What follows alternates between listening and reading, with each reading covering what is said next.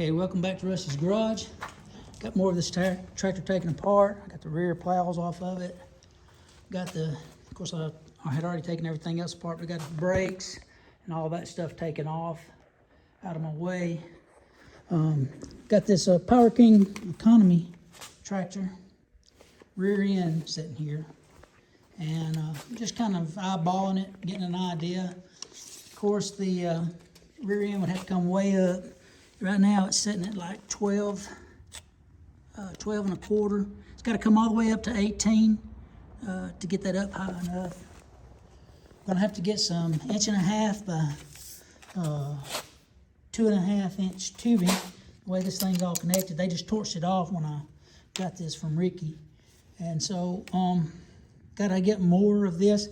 Looks like the width of that is gonna be just outside of what the width of this is. So I'd angle it and kind of have it go back in towards the other frame, you know, and continue like that, come out, widen it out in the back. But I still am gonna have to put these plows back on, so I still gotta come back in to this width here on the back. Really wanna run this thing through a transmission. Right now I've got the output shaft pointed towards the front, but I could flip it around backwards and input it from the back and turn this shaft around the opposite way. I just have to make sure that whichever engine I use turns the proper way.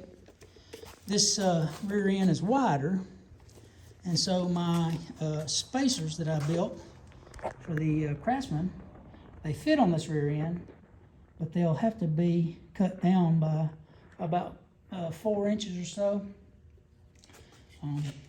to make them the exact width that it was on this thing. I can make the brakes work, these band brakes, I can make them work either orientation, whether it's pointed towards the front or the back. I ran this engine a little bit more yesterday. It's got some oil leaks still, even though I replaced that rear seal. It's got a little leak coming off the top of the head right here in this little cover. Gotta get that sealed up, but it cranks and it runs really good, and it would have a higher max RPM. But I did the calculations with this bull gear driven rear end being a 52-to-1 ratio. And this is, the fifth gear final on this is 0.7512, something other like that, output. And I did went online and did an online speed calculator with a 36-inch tall tire. Max speed of this thing in fifth gear would be right around 10 miles per hour. You know, on a lawnmower, you usually run somewhere around 8. But I wanted this thing to go around 12 miles an hour, 12 to 15 in fifth gear, or in high gear. And of course, in low, it is like 2 miles an hour, or 1.5 miles an hour, which is what you want when you go into the garden plow and you want something really low. So first gear would be perfect for plowing on that. If I go with another transmission, I've got a Toyota, what is it, W56 transmission. I could take the bell housing off of it and I could put that transmission on here.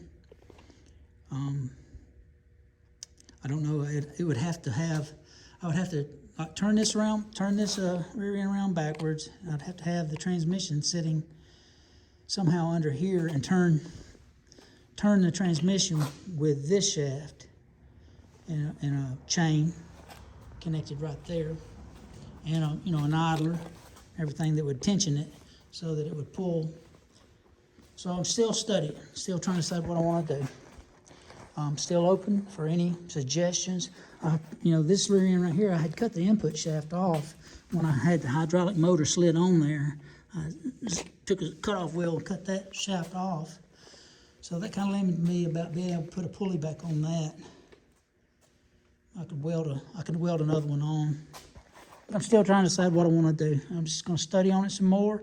I do know that this rear end's got to come way up.